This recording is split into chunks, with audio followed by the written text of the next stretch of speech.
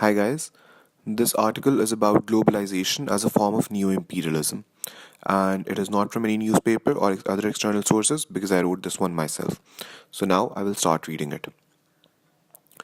Globalization is a contested concept, as there has been heated debate regarding its impact on the world in global politics. Developed and developing countries have approached globalization very differently, due to which a dispute exists as to whether globalization has benefited third world countries or has it been a source of neo imperialism and furthered the exploitation of third world. It is more appropriate to look at globalization through its different projects to understand the effect it has on third world. Neoliberal globalization, underground globalization, and Keynesian globalization have all led to exploitation of third world states in greater real. Only green globalization is a project which can somewhat benefit third world. Globalization in its resurgent form. Globalization refers to global economic integration of many formerly national economies into one global economy, mainly by free trade and free capital mobility, but also by easy or uncontrolled migration. It is effective erasure of national boundaries for economic purposes. It has evolved through different stages, starting from globalization 1.0, which was emergence of new world order after end of Cold War, to globalization 2.0, which is China's OBOR, and most recently, Globalization 3.0, which is knowledge economy and boom of artificial intelligence. The effect of globalization in world politics can be seen through globalization in military, economy, and politics. So, what is military globalization? The changing security challenges of 21st century have moved the world towards the idea of collective security. Threat of war between countries has decreased due to a stable balance of power and is replaced by threat of non-state actors. Survival and safety is mutual in 21st century, due to which the role of IGOs has increased and a new cooperative security community is born. Economic globalization. Multinational corporations have emerged as sovereignty free and powerful actors.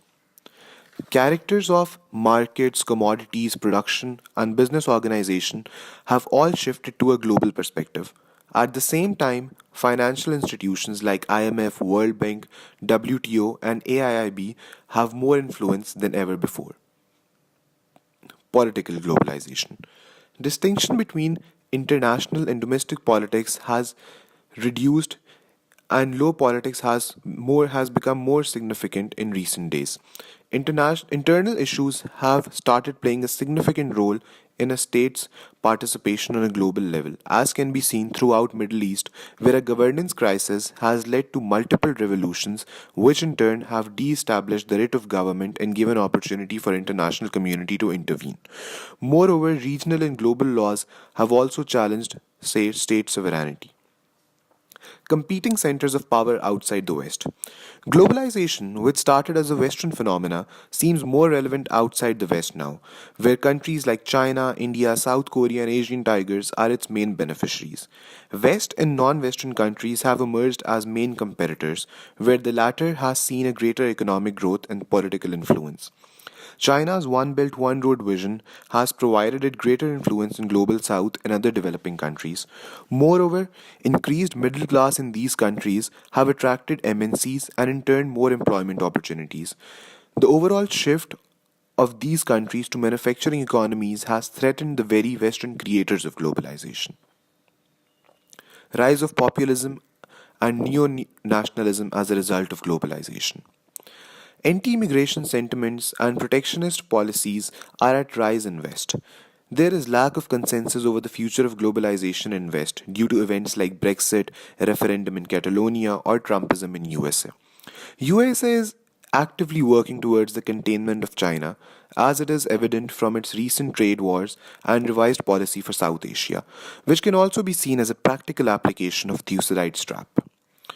Globalization as a form of neo imperialism. Although globalization has benefited the third world in short term, but in a longer scheme of affairs, it has left adverse effects on developing countries. If anything, it has increased the dependency of underdeveloped countries on their past colonizers. Increased role of non-state actors like multinational companies in dictating state policies, debt trap diplomacy, and excessive conditioning of international financial institutions are reminiscent of horrifying past for decolonized countries of South and Asia. Different models of globalization leading to neo imperialism. First model, neoliberal globalization. Although neoliberal globalization benefits the rich, it actually harms developing countries. With an increased role of multinational companies, local economies and businesses of third world countries are suffering. It has already caused financial crisis in Mexico in 1994, Southeast Asia in 1996, and globally in 2008. Over reliance on IMF has forced countries in accepting unfair excessive conditions and premature liberalizations of domestic financial systems in third world. Dependency theory to explain the dilemma of third world. Third world is heavily dependent on developed nations for technology to transform its raw material economy. However, developed north is still exploiting global south even after decolonization of these countries. Moreover, global south is more vulnerable to cultural penetration as well. Underground globalization.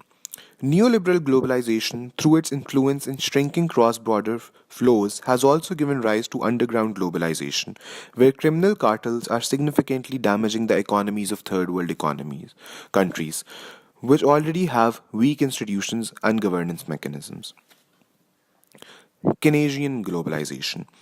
Although countries like China, India, Japan have benefited through long-term investments and aid, but it has also led developed countries to now block policies which benefit third world countries through multilateral treaties with developing countries. Also, aggregated global demand for cheap labor can only support a limited number of cheap manufacturing countries, which means there's not enough reason for industrialization in remaining third world countries. Debt trap diplomacy. Increasing debts given by China under Obor has also left the third world in a very dangerous position. Due to unstable economies, weak governance, and corruption in third world countries, it seems difficult that they would ever be able to repay these debts. This would leave them in a position where they would have to compromise on their sovereignty in future, as there is no free trade, as there is no free lunch in international relations. Finally, to conclude, we can say that globalization has although improved the situation for time being in third world countries through increased opportunities, but in the long run it will put them into vicious circle of exploitation at the hands of first world. Weak institutions, dependent economies, heavy debts, cultural penetration, and increased role of non-state actors will only lead the third world countries into a state not much different from how countries used to be under imperialism, where each move on international arena will be dictated by their rich masters.